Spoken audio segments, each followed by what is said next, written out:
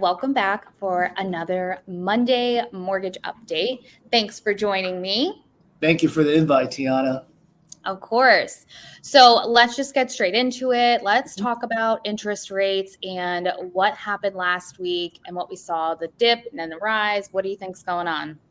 Yeah, so as of end of July 20th, the rate was at 6.78%. That's a 30-year fixed conventional. That was the average. On Friday, it did jump up a little bit. So we're at like probably 6.90 at this point in time. Feds are supposed to meet on Wednesday, which is the 26th of this week.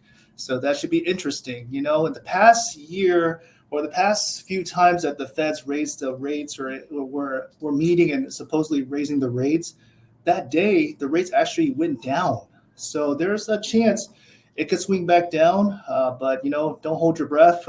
We don't know what they're going to do. It's all about what Powell says and his statements and stuff like that. So it should be an interesting week for sure. Yeah. I mean, at least they're below 7% from what I saw this morning. I saw 6.98 this morning. So at least we're in the sixes. Exactly. And if you have a great rate or if you have a great credit score, could you get lower than that? Oh yeah, 100%. There's always options. We usually we price it anywhere from high sixes to mid sixes. Just depends. And we always give clients a buy down option, like a permanent rate buy down option, since their credit scores. Okay. If their credit score is higher, there's a good chance they can buy down the rate, or else if they get a seller credit, they can use that money to get the rate lower. So yeah, absolutely. That makes so much sense, especially on homes that potentially might be sitting on the market a little bit longer. There might be more incentive for the seller to provide a little bit of credit for you. Exactly. It's better than a purchase price drop, right? So I mean, either way you swing it, they're going to get their net proceeds as a seller. So I'd rather take the seller credit all day and get the better rate, because that, in the long run, it makes more sense for the client. Absolutely. Yeah. Okay. So we'll continue to watch that. And next week, we'll talk about what happens at the meeting with the Feds.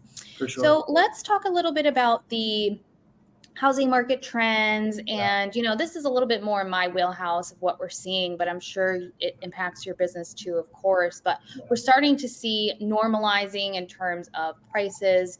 People are not continuing to raise the bar unless the condition of the home is relevant to that price point. So we're starting to see the seasonality come back. Summer's a little bit slower than in our world in Florida. Summer's a little bit slower than, let's say, the early winter time or springtime. Mm-hmm. What are you seeing in your business?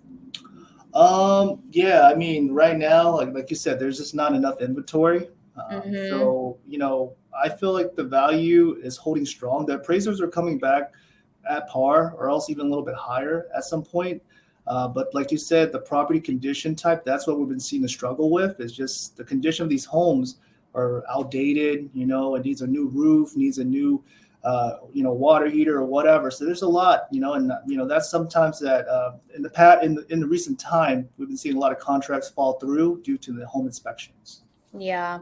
And new listings anyway, are declining, likely because of interest rates like we're seeing, right? So sellers may have refinanced into the low 2, 3, 4s and to go and give that up and find something else that's better. We're either seeing new landlords because they'd rather capitalize on the being able to have a tenant in their property and cash flowing, or we're seeing it. The market just doesn't have as many listings as we did, say, in 2019 because interest rates are so high and people are just staying put.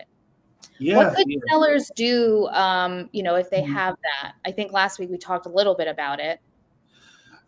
If they had a high interest rate, like what could they do if they were looking to move up or size up? Yeah, I mean, a lot of our clients lately are putting larger down payments than normal, and that's helping lower their monthly payments.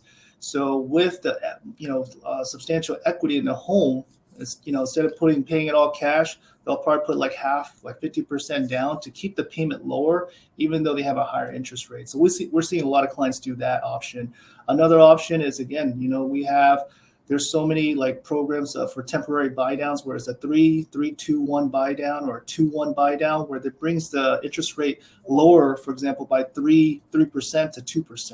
So those are options for temporary, the next few years as the market shifts. And, we all hope as lenders that the rates will go lower, right? So again, it's a temporary fix. That's an option. And again, we always talk about the permanent rate buy down with people with higher FICO scores. They always can look into that to lower their monthly payment for sure. Got it. Okay, that makes sense. And then I am starting to see this. You might be starting to see it as well. Also, people shifting to new construction because resale is just not as conducive to a new construction for almost the same price, right?